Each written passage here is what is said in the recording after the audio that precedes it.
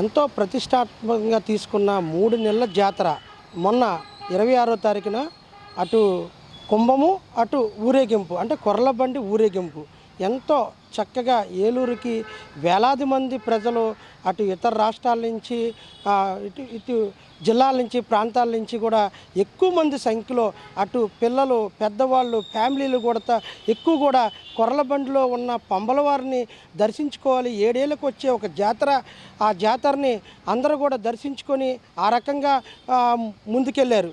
అయితే అక్కడ ఏం జరిగిందంటే ఆ రోజు రాత్రి 12 గంటలకి ఆ పంబలవారు ఏదైతే ఉన్నారో ఆ బళ్ళన్నీ కూడా ఏదైతే కొర్రలబండి ఎంతో పవిత్రంగా వేప చెట్టు నుంచి అంటే 100 సంవత్సరాలు సరిపడా ఒక వేప చెట్టుని వాడిని పూజలు చేసి ఎంతో పవిత్రంగా పూజలు చేసిన వేప చెట్టుతో తయారు చేసిన అది కొర్రలబండి. దాని చుట్టూ కూడా పంది పిల్లలు, తర్వాత కోళ్ళు, రకరకాలుగా యాపాకులు అన్నీ కూడా కట్టి ఆ పసుపు కుంకుమలతో చాలా పవిత్రంగా పూజ చేసిన ఆ కొర్రలబండ్లు ఏవైతే ఉన్నాయో రాత్రి 12 గంటల ఊరేగింపు అయిపోయిన తర్వాత ఆ కొర్రలబండ్లన్నీ కూడా పక్కన పడేసిన విజువల్స్ మనం చూస్తున్నాం.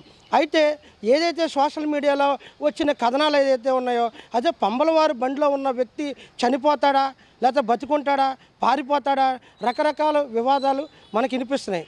కానీ సిటీ 9 ఏం చెప్తుందంటే సిటీ 9తో పాటు ఏదైతే పంబలవారు ఉన్నారో ఆ పంబలవారు మనతో పాటు ఉన్నారు. ఆయన అడిగి మరింత సమాచారం తెలుసుకుందాం. ఏలూరు గ్రామ ప్రజలకి విజ్ఞప్తి అండి.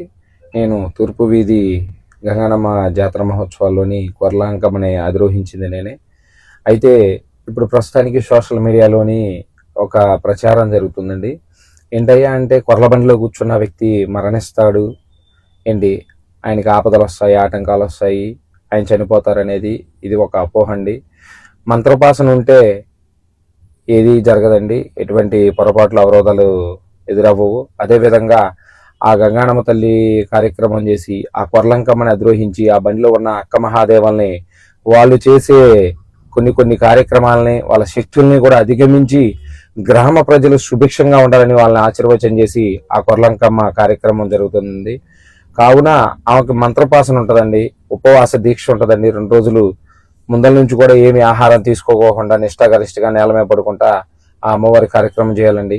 కొందరు మాలోని పూర్వీకులు కొంతమంది ఏమైంది అని చెప్పి వాళ్ళు ఇష్టానుసారం ముందాక్కుంటా బండిలో కూర్చొని ముందాక్కుంటా వాళ్ళు ఉపవాసాలు లేకుండా చేయటం వల్ల ఒకళ్ళిద్దరు మరణించారు.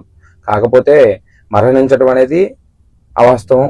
ఎందుకయ్యా అంటే ఆ తల్లిని అధిరోహించే శక్తి కావాలి, మంత్రోపాసన కావాలి. దానివల్ల ఏ విధమైన ఇబ్బందులు రావండి. నేను 23 కొర్ల బండి ఎక్కానండి, ఇది 24వ బండి అండి. బలిచేటలు ఒక 70 బలిచేటలు తాగేసానండి. రేపొద్దున నేను వేరే చోట కూడా కార్యక్రమానికి వెళ్తున్నా, నాకేమీ అవ్వదండి. ఇటువంటివన్నీ కూడా మీరు నమ్మొద్దు, గ్రహించండి.